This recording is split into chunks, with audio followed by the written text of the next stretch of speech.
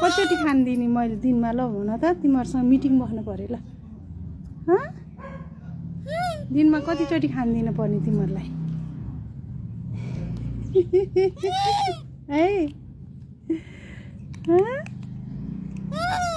कतिचोटि खानिदिने भन त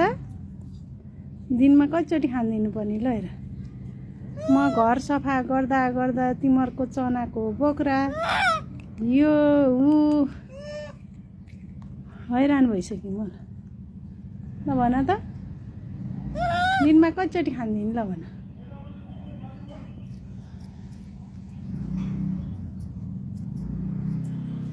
त चोर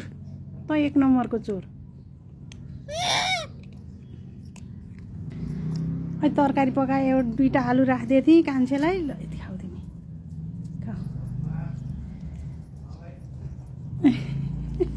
छोरीलाई यो ठुलेलाई यो ल ल भागिहाल्यो खानु पाइनस् ल यस्तो यस्तो खान पाउँछ आलु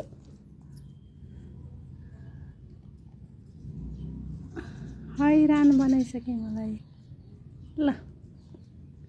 अब अर्को के खाने बिस्कुट बिस्कुट खाने पैसा पो आयो त बिस्कुट खाने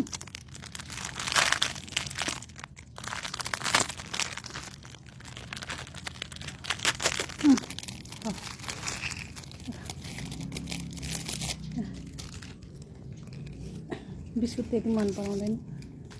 ठुले त कति छोरी आ ल भाग भाग भाग अब जान्छ गयो